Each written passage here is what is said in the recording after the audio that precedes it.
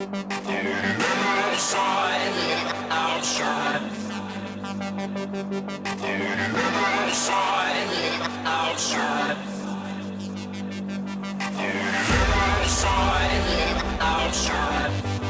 it's James Wilson-Taylor here for Rock Sound backstage in deepest, darkest Brighton, joined now by Rob and Rolfe from Enter Shikari. How are you guys?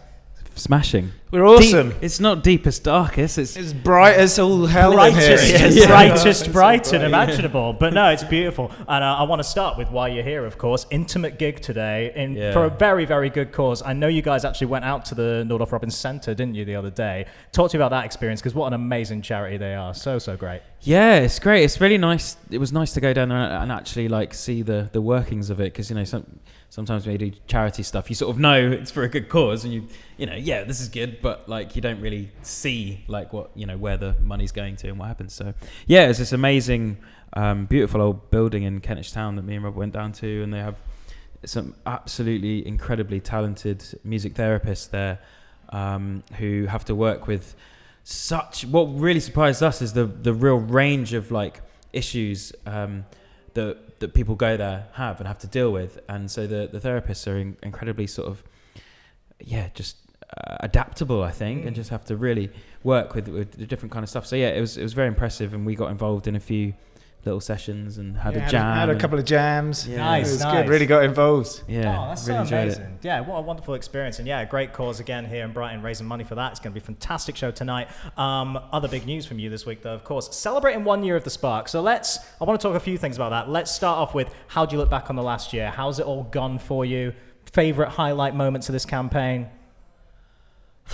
Yeah, big question. I still can't believe it's been a year. It's just a classic thing. It's just bloody hell. Yeah, it has gone quickly. I'll tell you what, one of my top moments was 2,000 Trees. 2,000 Trees. We were headlining 2,000 Trees, and I wasn't having a very great set, to be honest. Like, we came off stage just before the encore. Both Rou and I said, not really feeling it, or just something not clicking.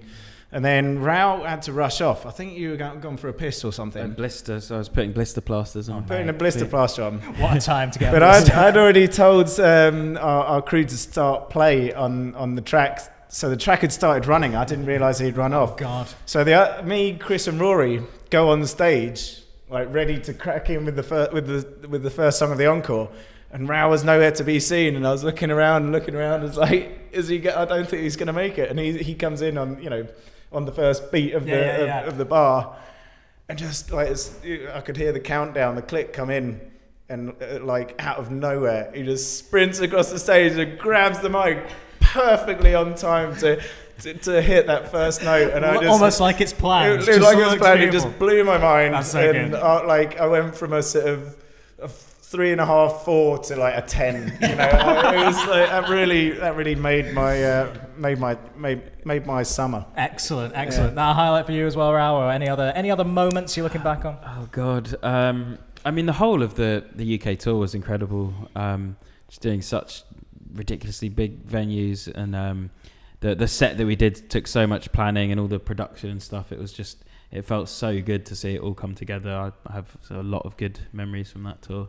Amazing, exciting. So much went wrong on the tour, though. Like, to get it, like, there was so much put together to have it all working, and we had so many hurdles and battles and gremlins to fight. But when it did all come together, it was a real sort of achievement for us. Yeah, it makes it even more satisfying, I suppose, when you've overcome something. That's always good to hear.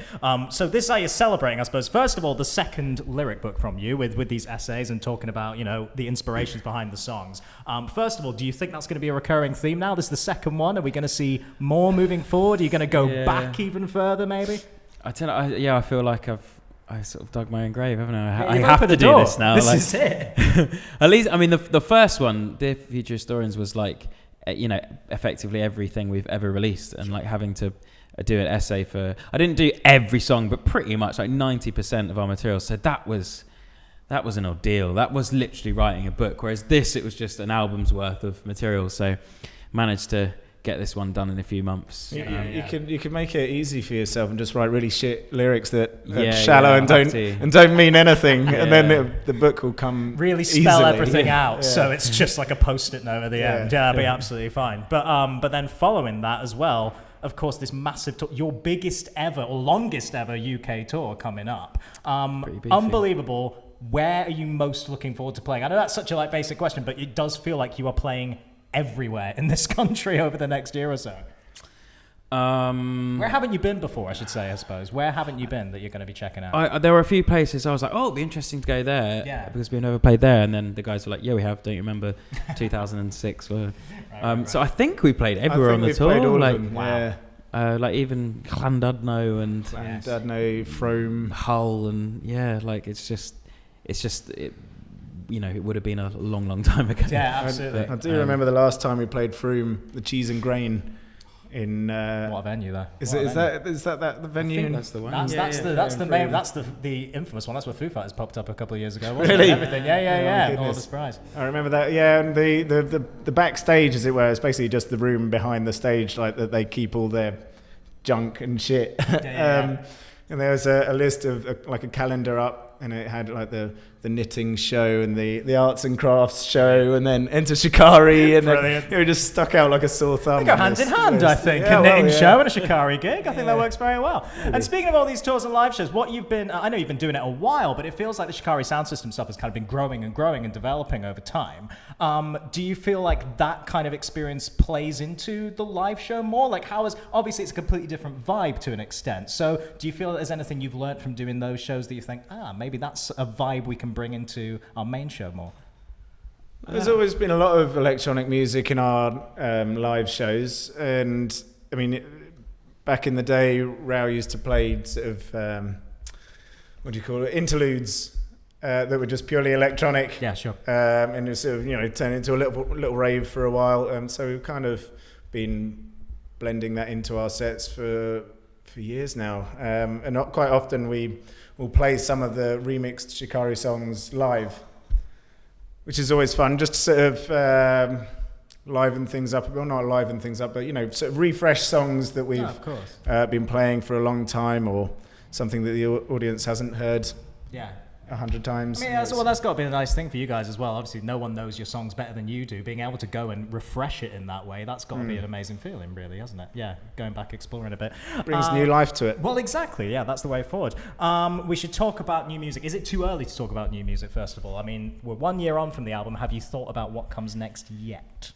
We've got a couple of tracks in the pipeline. First of all, we were hoping to release them like this year, but I don't think that's going to happen. It's just as standalone singles? Yeah. Oh, cool. Yeah, there's no album or anything. Right. But yeah, I don't know. We're sort of, we've got to get these ones right.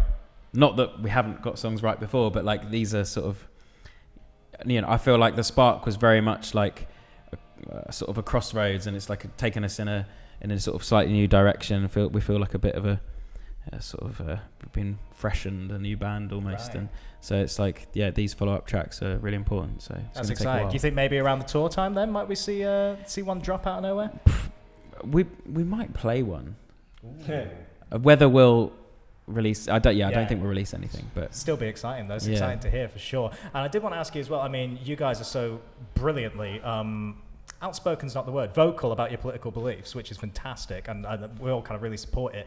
I guess in terms of actually writing new material now in this climate, it's impossible to avoid this kind of subject matter, and particularly things like Brexit moving forward. Do you see I'll that try. Playing? Yeah. Believe me, I'm so sick of it. I'll try. Do you want to take? I guess that's the question. Do you want to take looking into new Shikari music? Do you want to be more of an escapist thing, or are you going to kind of confront it head on? I don't know. I mean, I think Take My Country Back off the Spark kind of.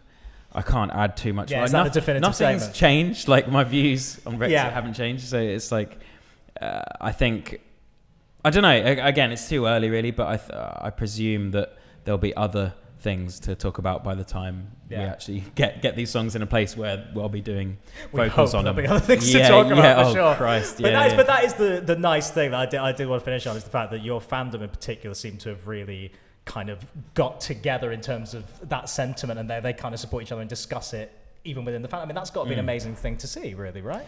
Yeah, I mean, that's one of the best things that music can do, can just encourage community and connection and get people talking, and I mean, effectively what Take My Country Back was about as well is how in social media, it's sort of amped up this disconnect and this division. Like weirdly, it feels like a very sort of almost paradox. But like, yeah. So it feels like in society, people have their opinions and they only sort of surround themselves. The sort of echo chamber type thing. We only surround ourselves with people we like and people whose views we like, and then when we finally come to meet someone has some views we don't agree with, it becomes heated very quick because our views are so emboldened, they're so part of us, they feel like, if someone attacks our views, it feels like we're being attacked personally. Right, sure. So discourse in effect just becomes pretty difficult.